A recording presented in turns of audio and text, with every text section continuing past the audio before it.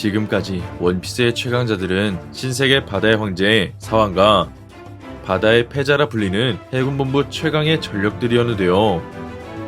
하지만 현재 에그헤드의 오르성이 강림하며 마치 요괴나 신화에 나오는 흉수의 모습을 처음으로 보여주게 되었고, 이어 불사신과 같은 재생 능력으로 태양신 리카루피를 상대했습니다. 그렇게 오르성이 에그헤드에 나타난 이유는 리카루피를 우선적으로 제거하는 것보다 베가펑크가 전하려는 세계의 진실을 막기 위해 하계로 내려오게 되었는데요. 한편 버스트콜로 인해 위기를 맞이했던 밀짚모자의 땅은 100년 만에 부활한 거병의 적단의 도움을 받게 되었지만, 오르성의 강함은 모두의 예상을 뛰어넘으며 나스주로는 주얼리보니의 명령을 듣고 있는 파시피스타를, 그리고 마커스는 녹화된 영상이 송출되고 있는 장소를 파괴하기 위해 연구실 상층부로 이동하는 조직적인 모습을 보여주었습니다. 그렇게 밀짚모자의 땅의 탈출이 더욱 어려워진 가운데 마침내 고대 로봇 철의 거인이 완벽히 부활하며 새로운 전황을 맞이할 수 있게 되었는데요. 이처럼 밀짚모자의 땅의 탈출 시간이 얼마 남지 않은 시점, 이번 영상은 사왕과 해군대장을 뛰어넘는 역대급 포스를 보여준 오르성의 전투신과 절망적인 밀짚모자 적단의 마지막 운명이 전개된 원피스 1112화 풀버전 내용을 살펴보겠습니다.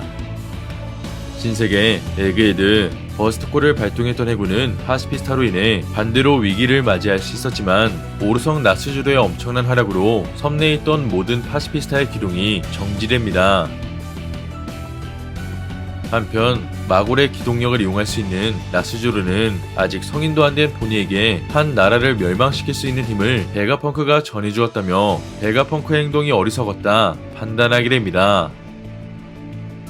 그 시각 엘바프의 전사 오이모아 카시는 해군들이 상륙을 방해하고 있다며 여전히 해병들을 상대하고 있었고, 반대로 해군은 거병적단의 출항을 막기 위해 포탄을 발사하게 됩니다. 한편 해안가에 있던 프랑키는 해군 중장을 상대로 승리를 거머쥐게 되었고, 이어 본인은 거병적단의 도움을 받아 쿠마를 병기라 부른 해군 중장을 어린아이로 만들며 아버지는 영웅이라는 말과 함께 선전하는 모습을 보여주게 됩니다. 그 시각 라보 페이즈, 세틀라이트 요크를 발견한 마커스는 요크의 도움을 받아 영상이 녹화된 장소에 당도하자 이내 강력한 파괴강선으로 연구실을 파괴시켰는데요. 그렇게 베가펑크가 세계의 진실을 말하기까지 약 4분 정도의 시간이 남게 된 가운데, 오르성 마커스가 연구실 내부를 파괴시켰음에도 여전히 영상이 송출되자 이내 요크는 무리하지 말라는 말과 함께 마커스의 행동을 저지하게 됩니다. 이처럼 마커스를 막은 요크는 각 층마다 중요한 시설이 있기 때문에 영상을 송출할 수 있는 전보벌레를 이렇게 쉽게 숨겨두지 않았을 거라 언급했는데요. 한편 마커스는 요크의 말에 수긍했는지 너도 베가펑크와 사고방식이 똑같다면 전보벌레가 어디에 있을지 생각하라고 이야기하자, 그 순간 마커스가 작은 생물의 목소리를 펑크레코드 상층부에서 감지하게 됩니다. 이처럼 마커스가 작은 생물을 언급하자 요크는 최근 전보벌레가 사각형 모양의 타입으로 완성되었다며 펑크레코드의 입구를 마커스에게 알려주었는데요. 결국 오르성 마커스는 연구실 상층부가 아닌 어떤 기운을 감지한 펑크레코드로 이동하게 되고, 한편 연구실 아래에서 그 모습을 바라본 스투시아 카쿠는 괴물의 본체가 바로 오르성이라는 것을 깨닫게 됩니다. 이어 카쿠는 혼자만 남겨진 스투시를 바라보며 버림받은 거냐고 묻게 되자, 반대로 스투시는 혼자 남은 건 자신이 내린 선택이었다며 마지막 일은 누군가 맞지 않으면 안 된다는 말과 함께 죽음을 각오한 결정을 알려주었는데요. 이처럼 스투시는 밀짚모자의 땅이 탈출하게 된다면 배리어를 해제하기 위해 연구실 층에 남게 되었고, 그 시각 나미와 로빈 그리고 초파와 함께하고 있던 에디스는 스투시처럼 밀짚모자의 땅의 탈출을 돕기 위해 잠시 연구실 아래로 내려가게 됩니다. 그렇게 에디스는 혹시 모를 상황을 대비해 연구층 아래로 내려가게 되었고, 한편 도리와 브루기는 니카루피와 함께 전장에서 벗어나려 했지만 이내 주피터가 모든 것을 집어삼키는 능력을 발동하게 되자 다시 한번 위기를 맞이하게 되었는데요.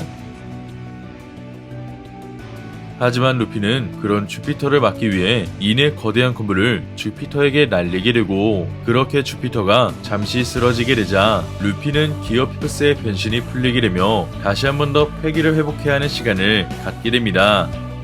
결국 니카 모드가 풀리며 위기를 맞이할 수 있게 되자 이내 루피의 모습을 바라본 도리와 브루기는 루피에게 엘바프의 비상식량을 건네주게 되고, 이처럼 패기를 소모한 루피가 거인족의 식량을 먹게 되자 마치 드래곤볼 선두의 효과처럼 체력은 물론 패기를 빠르게 회복할 수 있게 됩니다.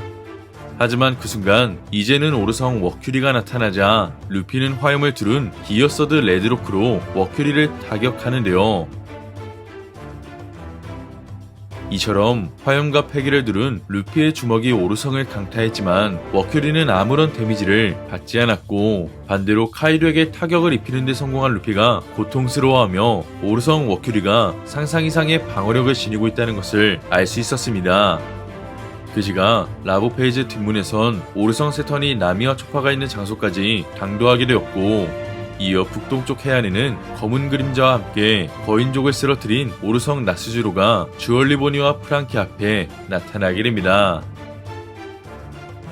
이처럼 탈출을 준비하고 있는 밀짚모자의 땅이 오르성을 통해 위기를 맞이할 수 있는 가운데 펑크 레코드로 올라갔던 마커스가 마침내 요크가 언급한 전보벌레를 찾게 되었는데요. 결국 베가펑크가 전해르는 세계의 진실이 단 1분가량 남게 되자 이내 오르성 마커스는 베가펑크가 운이 없다는 말과 함께 이어 마커스마저 시선을 빼앗길 수밖에 없는 마지막 장면으로 이번 절망의 원피스 1112화가 끝이 나게 됩니다. 이번 화를 통해 밀짚모자의 땅은 여전히 탈출을 준비하고 있었지만 사왕, 해군대장급 오르성의 등장으로 전장의 분위기가 역전당하며 모두가 위기를 맞이할 수 있게 되었는데요. 그중 사왕이자 전설의 의미를 각성한 루피는 일전 오니가시마에서 최강의 생물 카이도에게 타격을 안겨준 기술을 사용했었지만 이 공격을 맞은 오르성 워큐리는 아무런 데미지를 받지 않은 채 카이도와 빅만급 이상의 방어력을 보여주었습니다. 이처럼 사왕 루피조차 감당할 수 없는 상대가 바로 오르성이라는 것이 밝혀지게 되며 오르성 또한 세계관 최강자라는 것을 알게 되었습니다.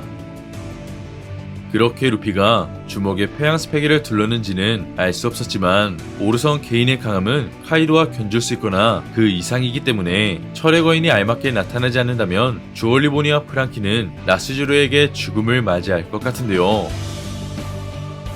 이처럼 현재 밀짚모자였단의 전투원 조로와 상디 그리고 진베가 동료들을 죽이려는 오르성들과 대치해야 하는 가운데 조르는 미호크를 떠올릴 수 있는 최강의 검사 나스주로와 격돌할 수 있을지, 그리고 상디는 나미를 지키기 위해 세턴을 막아서며 사왕의 적단의 저력과 강함을 보여줘야 할 것 같습니다. 마지막으로 마커스가 바라본 장소에는 오르성마저 당혹시킬 수 있는 베가펑크의 마지막 계략이 숨겨져 있을지, 그리고 루피는 폐양 스펙을 두른 채 오르성을 상대하며 철의 거인과 마주하게 될지는 다음 원피스 최신화를 기대해보면 좋을 것 같습니다. 이번 영상은 여기까지입니다. 시청해주셔서 감사합니다.